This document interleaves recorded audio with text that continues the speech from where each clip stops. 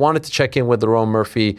He's been active on Twitter. He is the guy who we all thought should be fighting Alex Volkanovski next. I mean, if you would have talked to us, and you did, on the Monday after his win, the spinning back elbow win over Aaron Pico, I would have said it's a shoo-in. I would have said this is the one. And oh, by the way, the champion himself was tweeting about it, saying, I'll see you in December. Lerone responded. It felt like they just did the UFC's work for them. A funny thing happened along the way, and on Thursday we found out it's going to be Alex Volkanovski versus Diego Lopes. Wanted to check in with Lerone, see how he's feeling about it all. He is kind enough to join us right here and now. There he is. Hello, Lerone. How are you, my friend? I'm good, brother. How are you? I'm doing okay.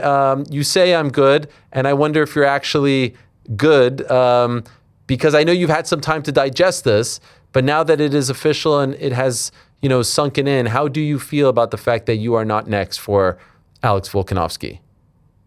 Obviously, it's disappointing, but at the end of the day, it is what it is. I've got to dust myself off, crack on, get the next fight, and then make sure I'm undeniable, and that's what I'm going to do. I feel like, obviously, it hurts, innit? But business is business at the end of the day, and I've just got to do another one, innit?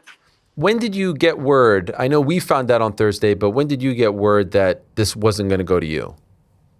Do you know what? I kind of caught wind of something maybe a month or something ago, but I still kind of had my hopes in it. I still thought it'll go my way. Something inside me just told me that maybe it's still gonna go my way. So I'm still preparing for that. But obviously, when the news came out and it was official, then yeah, we all knew. Were you given a reason as to why they didn't go in your direction or Movsar and in Diego's direction ultimately? I don't have a clue. All I can think is they want a Mexican champion in it. They must have seen the numbers that Moreno pulled in, or even Lopes pulls in, and it's a business move, and it can only be that, really. When you saw Diego beat John Silva in September, the Noche UFC card, and it was a fast, frenetic, exciting, action-packed fight, did you think, did he maybe just steal this? Was there any part of you that was worried as a result of that result that he may have gotten the title shot over you? Bro, I was celebrating. I was like, obviously not at Silva's demise, but I was thinking, I seen that fight going Silva's way. And I was thinking, if Silva wins, he's going to get this title shot. And I didn't think there was any way that Diego was going to get the title shot if he won. But good on him. If I was Diego, I would have took the opportunity too. And so let them two fight. I'll fight whoever the UFC give me, and I'll get the next shot. That's a wild thing, because leading up to it, John Silva had all the momentum, and Diego was coming off the loss to Volk. So you thought John just lost. This just kind of like stamped my ticket, right? Yeah. And so it sounds like you were kind of blindsided by this.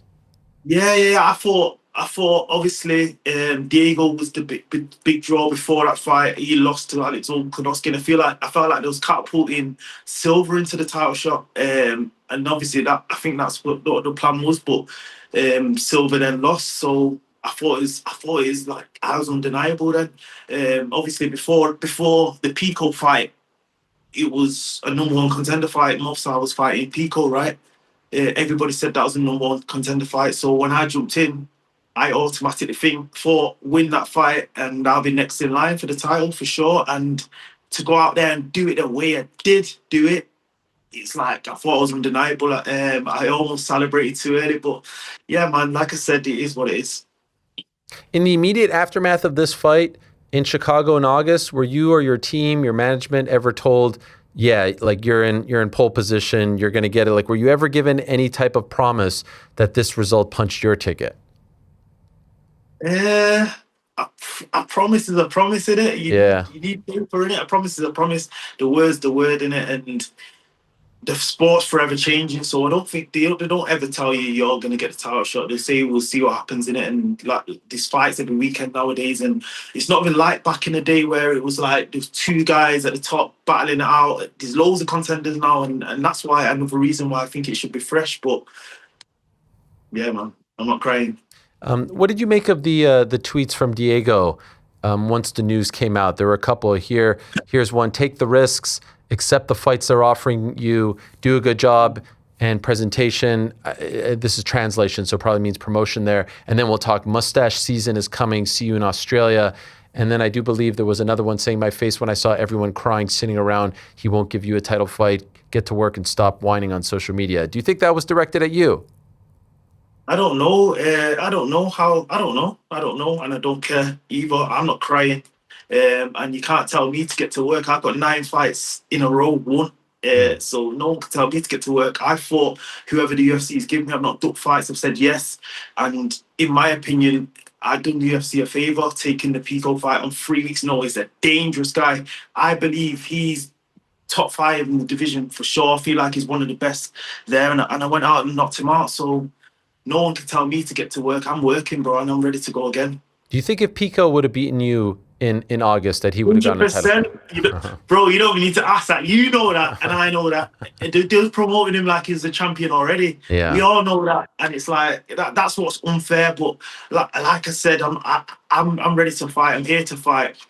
I'm here to challenge myself. I love fighting and I love challenging myself. So the next challenge will come. The only thing I'm pissed about, like I said, is not getting the opportunity to fight against Volkanovski. I know he's going to retire after this. So I've always wanted to, since I got signed to the UFC in 2019, my goal was to go Volkanovski. That's when he become champion. So the last 6 years, I know he got beat by Topuria, but the last 6 years, my aim's been Volkanovski. I need to get to that level. That's my goal.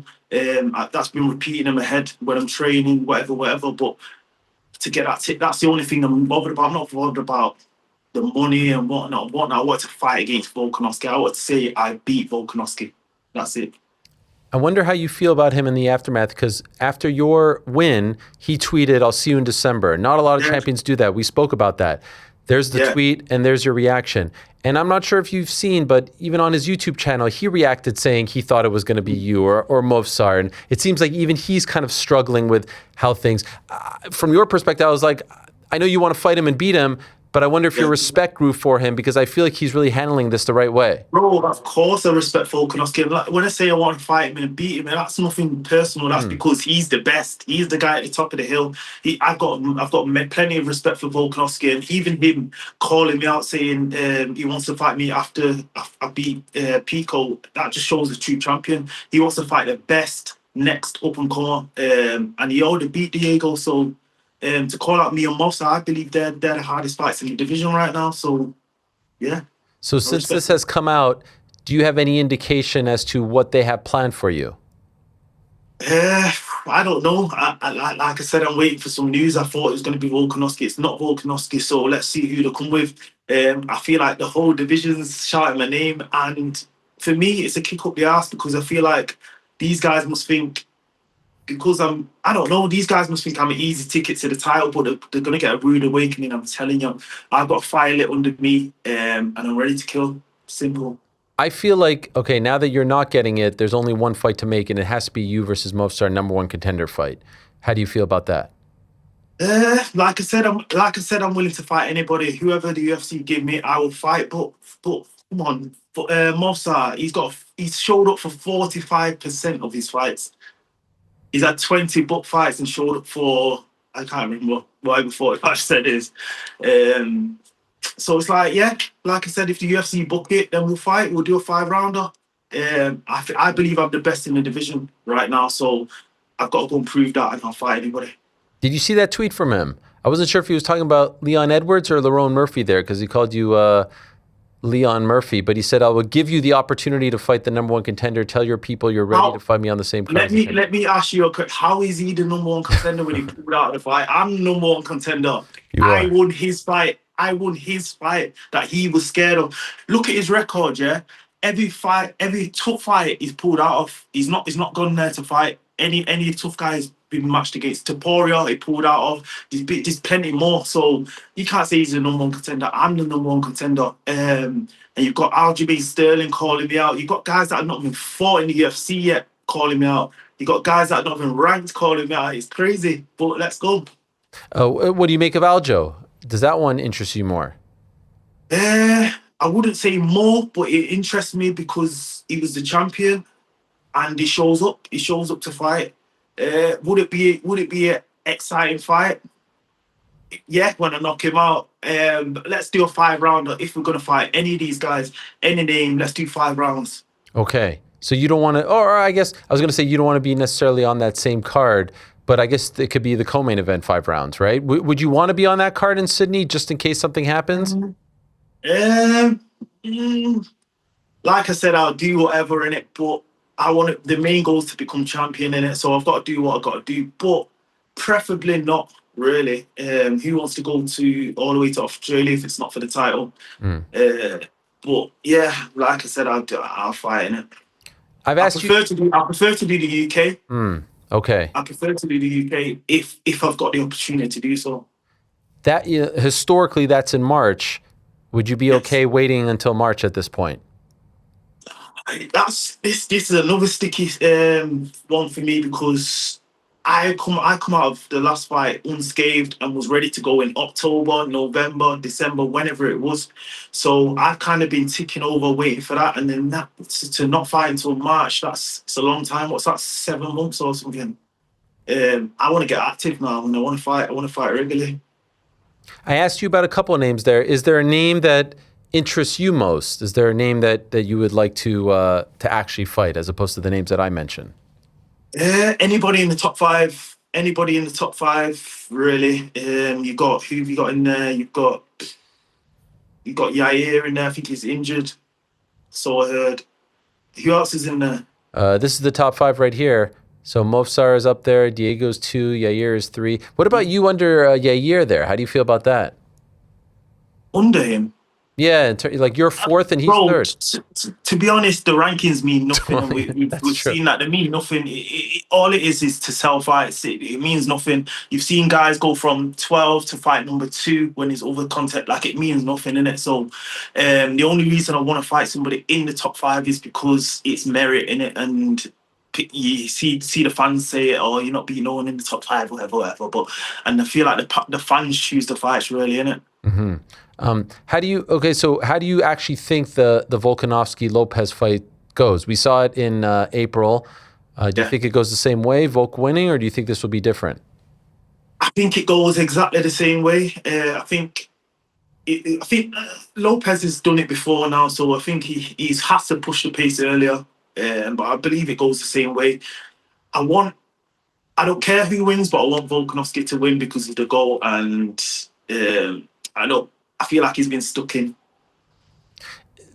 I mean, regardless, it has to be one more and then the belt, right? There's no way that you're going to fight like multiple more before the belt, no? Who knows? Who knows at this point? I don't know. But I believe if I go out there and perform the way I know I can perform, I believe that I've not even shown my best yet. I've shown glimpses. And I feel like what I've been working on since the fight is just getting in that zone earlier, and I believe I'm just getting into my prime now, and I believe I'm gonna show my best, and I'm gonna be undeniable after the next fight. Is this at all deflating for you? I know we're catching you now several days after the announcement, but did you have a moment where you were kind of down about everything? Yeah, do you know what? When I first found out, do you know what? I fell out of love with it for a bit. I'm not gonna lie. It's like I got into MMA because over boxing, because I thought there's no politics here. I thought it was just simply do the work, the best fight the best, and that's the way it goes. But that's what hurt me the most a bit. But it's like at the end of it, and then I kind of thought it over, and it's like, get over it. It is what it is. It's business. Just keep fighting, keep doing what you're doing, keep winning, and we'll get there eventually. And I think it's inevitable that it's going to happen. And I know I'm going to be champion. And my road's never been easy from the get-go. From being a kid, my road's never been easy in it. So I'm used to this. I've seen you training Andrew Tate as of late. He's got his fight on December 20th. How did that come about? Through Luke, my friend Luke Barnett, he invited me out. He thought I could help out a bit, so I got out there. It was good, man. I enjoyed it. I done a bit of sparring, held a bit of pads, give my little 2 pence where I could, and yeah, it's good. It's a good experience. How's he looking? He's looking good. He's looking good. He's very, very awkward. He hits hard, and he's got good cardio as well. I think he's going to stop this kid. Wow. Do you think that he can actually have a run as a pro boxer, or do you think it will be more of these types of fights, these influencer type of fights? I don't know. I don't know what I don't think he has to fight. I think he's rich enough to like to not fight. I think he's just doing it for his own his self and just challenging himself. So I don't think he's going to make a career back out of it. But I think he's going to go out there, beat this guy, prove something to himself and the world and whatnot. And then I don't know what he's going to do. I don't know. Okay, will you be in his corner? No, I won't be in his corner. I was just there to just help, but I've got my own stuff going on. I'm gonna get a fight booked soon. Hopefully, I'll be in fight camp from this week, next week. Okay. Oh wow. So that soon? You think you'll find out something in the next few days? Bro, I've been waiting for months. Yeah. And now the championship fight's been made. There's plenty of other contenders to be matched with. Like I said, a lot of people are calling me out. So it's time to get ready. Time to get ready for another war. And I'm gonna show these guys. Trust me, I'm gonna show these guys. I thought maybe because things didn't go your way here, you'd focus on paddle in the Olympic Games, if that was going to be bro, the route for you. I'm not a quitter, bro. I'm not a quitter. And something like this can't hold me back from greatness. I'm destined for it, man. It's my destiny. So, I'm back on the horse. It is interesting. It does feel like every few years there's that one guy. You know, we just spoke to Tony Ferguson. He was that guy. Leon Edwards was that guy. Bilal Muhammad was that guy who just has to do a little bit more. But eventually it feels like when they do get that shot, they get the belt. They end up winning it. Do you know what I mean? Like, it does feel like every few years there's that guy who maybe isn't the most, brash or outspoken or biggest trash talker, has to scratch and claw just a little bit more. But when they do get there, it does feel like it goes their way. Maybe I'm that guy.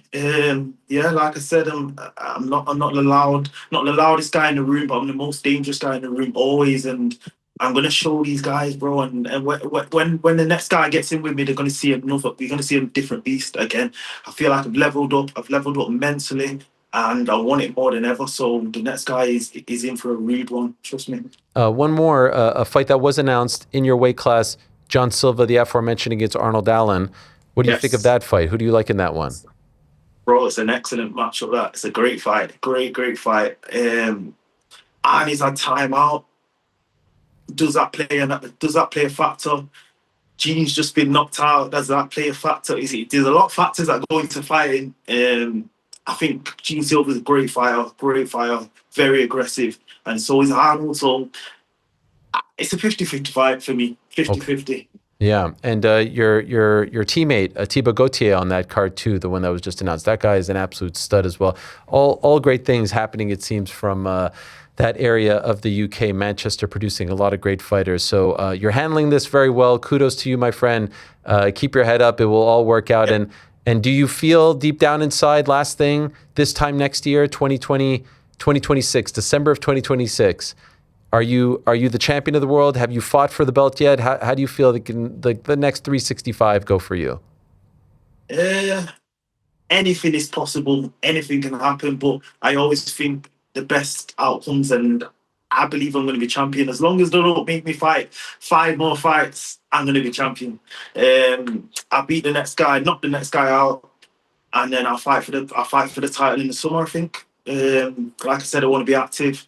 My dream was, in a perfect world, was to fight Volkanovski in December, beat him, and then defend it in the UK in March, but didn't go my way. So yeah, we'll fight in February, March, whatever, win then, and then fight for the belt in probably, International Fight Week. We'll fight for the belt then, or whatever. All right. That's a good plan. I look forward to it. Thank you, Lerone. Appreciate it very much. Much respect, and good luck to you. Thanks so much for coming on and talking about all this. Thank you. Respect, bro. Thanks for watching this video. Before you go, if you haven't already, hit that subscribe button for us. Also, give us a thumbs up, leave a nice comment. These things go a long way. And while you're here, do check out the rest of the channel. We've got live shows and full interviews, clips, and a whole lot more. We're doing big things here, and we appreciate your support very much.